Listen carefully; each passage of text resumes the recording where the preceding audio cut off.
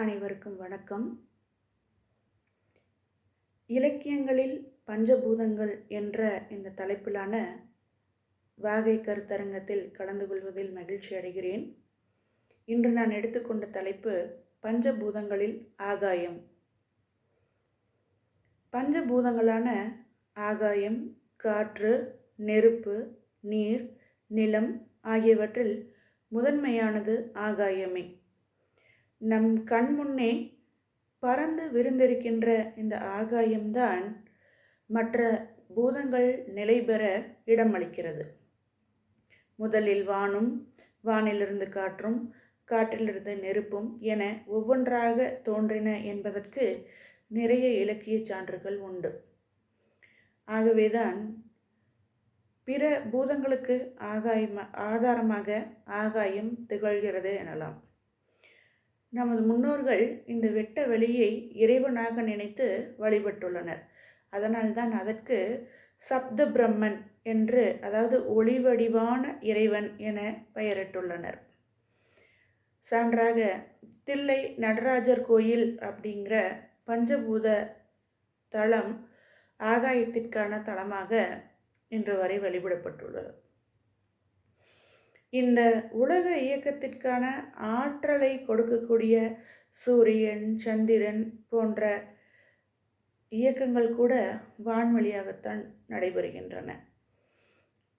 இந்த ஆகாயத்தை நம்மளுடைய இலக்கியங்கள் விண், விசும்பு, வான், வெளி என பல பெயர்களில் குறிக்கின்றன. நிலம், தீ, நீர், வளி, விசும்பொடு ஐந்தும் கலந்த மயக்கம் உலகம் ஆதலின் என்கிறது தொல்காப்பியம். அதாவது பஞ்சபூதங்களினுடைய ஒட்டுமொத்த ஒரு ஆற்றல் தான் இந்த உலகம். எந்த ஒரு ஆற்றல் குறைந்தாலும் இந்த உலகம் நிலையாக இயங்க முடியாது. அதைத்தான் தொல்காப்பியம் சொல்கிறது. இந்த பஞ்சபூதங்கள் ஐந்தும் இணைந்ததுதான் பூமி. இதே குறிப்பை புறநானூற்றினுடைய 2வது பாடலும் குறிப்பிடுகிறது. மண் திணிந்த நிலனும், நிலனேந்திய விசும்பும், விசும்பு தைவரு வழியும், வழி தலையிய தீயும், தீமுரணிய நீரும் என்ற அங்கு ஐம்பெரும் பூதத்து இயற்கை போல என்கிறது. அப்போ ஏதாவது ஒரு பஞ்சபூதங்களில் ஏதாவது ஒன்று இல்லைன்னாலும் இந்த உலகம் அப்படிங்கிறது கிடையாது. இந்த 5 பஞ்சபூதங்களினுடைய கலவைதான் இந்த உலகம். இந்த பஞ்சபூதங்களினுடைய தோற்றத்தை பற்றி இலக்கியங்கள் விளக்குவது போலவே நம்மளுடைய ஆகாயம் பற்றிய மற்றமான தகவல்களையும் பல்வேறு இடங்களில் நாம் பரவலாக பார்க்க முடிகிறது. இப்போ முதலாவதாக உவமை எடுத்துட்டோம் அப்படின்னா, அதில் புறநானூற்றினுடைய 20வது பாடல் என்ன சொல்லுது அப்படின்னா, வரிது நிலையிய காயமும் அப்படிங்குது. அதாவது காயம் அப்படிங்கிறது இங்கே ஆகாயத்தை குறிக்கக்கூடிய ஒரு சொல். வரிது நிலையிய அப்படின்னா, அதாவது வெறுமையாய் ஆனால் நிலைத்திருக்கக்கூடிய ஆகாயம் என்று பொருள். இந்த மாதிரி ஒவ்வொரு பஞ்சபூதமாக சொல்லி இந்த பஞ்சபூதங்களை கூட அளந்து அறிவதற்கு வாய்ப்புண்டு. ஆனால் சேர மன்னனினுடைய நல்ல குணங்களை அளந்து அறிய வாய்ப்பே இல்லை என்று அவனுடைய சிறந்த குணங்களை பற்றி பேசுவதற்கு இங்கு ஆகாயம் உவமையாக பயன்பட்டுள்ளது. அதே போல் அதற்கடுத்து திருக்குறளில் பார்த்தோம் அப்படின்னா, அந்த வானத்திலிருந்து நாம் பெறக்கூடிய மழையின் முக்கியத்துவத்தை விளக்குவதற்காக திருவள்ளுவர் வான் சிறப்பு என்ற ஒரு தனி அதிகாரத்தையே நிறுவியுள்ளார். சான்றாக விசும்பின் தொழிவீலின் அல்லால் மற்ற அங்கே பசும்புல் தலை காண்பது அரிது என்ற வான் சிறப்பினுடைய 6வது குறள் இது. அதாவது வானிலிருந்து கிடைக்கக்கூடிய இந்த மழை இல்லை என்றால் ஓரறிவு உயிரான புல்லினுடைய நுனியை கூட நாம் இந்த புவியில் காண முடியாது என்பது இந்த குறளினுடைய பொருளாகும். ஓரறிவு உயிரான புல்லினுடைய நிலையே இதுவென்றால் 6 அறிவு படைத்த மற்ற 5 அறிவு படைத்த விலங்குகள் இவர்களினுடைய நிலையெல்லாம் இந்த மலைச்செல்வம் இல்லை என்றால் என்னவாகும்?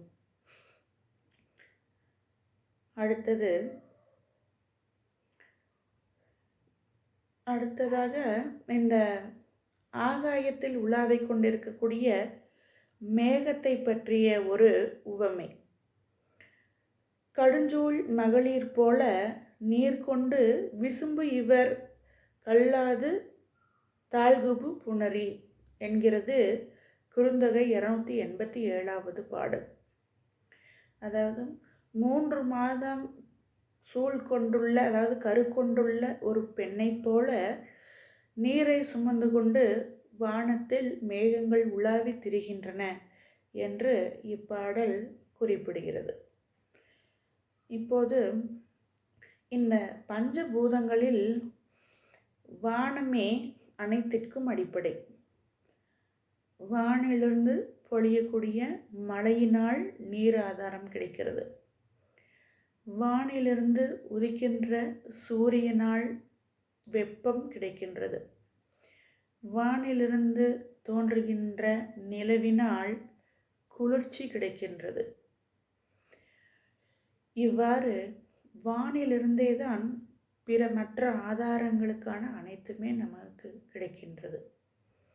இதிலிருந்து பஞ்சபூதங்களில் முதன்மையானது ஆகாயம் என்பதை நாம் புரிந்து கொள்ளலாம். இலக்கியங்களில் ஆகாயம் பற்றிய குறிப்புகள் நிறைய பரவி கிடப்பதை பார்க்க முடிகிறது. நிலவு, விண்மீன்கள், கோள் மீன்கள், இந்த மாதிரியான பல குறிப்புகள் சங்க இலக்கியம் முதற்கொண்டு இக்கால புதுக்கவிதை வரை கூட இந்த வானை பற்றிய கவிதை பாடாத கவிஞர் இல்லை எனலாம். அதில் சொர்க்கத்தின் நீல வண்ண சுவர், பூமிக்கு பட்டன் இல்லா சுவர், மேகங்கள் ஓடியாடும் திடல், சந்திர சூரியர் காக்கும் வயல், விண்மீன்கள் நீந்தும் கடல் என்று ஏதோ ஒரு கவிஞர் தனது கவிதையை படைத்துள்ளார். இப்போது தொல்காப்பியம் தொடங்கி தொல்காப்பியத்துக்கு பிற்பட்ட சங்க இலக்கியம், சங்க இலக்கியத்திற்கு பின்பு வந்த 14 கீழ்கணக்கு நூல்கள், அதற்கு பின்பு வந்த காப்பியங்கள், அதுக்கப்புறம் வந்த சிற்றிலக்கியங்கள், இக்கால இலக்கியங்கள் என அனைத்து இலக்கியங்களிலும் இந்த பஞ்சபூதங்களினுடைய குறிப்பு இல்லாத இலக்கியங்கள் இருக்கவே முடியாது. அதுவும் குறிப்பாக வானை பற்றிய குறிப்பு இல்லாத இலக்கியங்கள் இல்லை எனலே கூறலாம். இப்படிப்பட்ட ஆகாயத்தை நாம் இப்போது காற்று மாசினால் துளைத்து கொண்டிருக்கிறோம். அந்த துளையானது நம் மனித இனத்தைத்தான் பாதிக்கும் என்பதை நாம் உணராமலேயே இருக்கிறோம். இந்த ஆகாயத்தின் செயல்பாடு இல்லை என்றால் யாரும் செயல்பட இயலாது. ஆகவே அதை அறிந்து அனைவரும்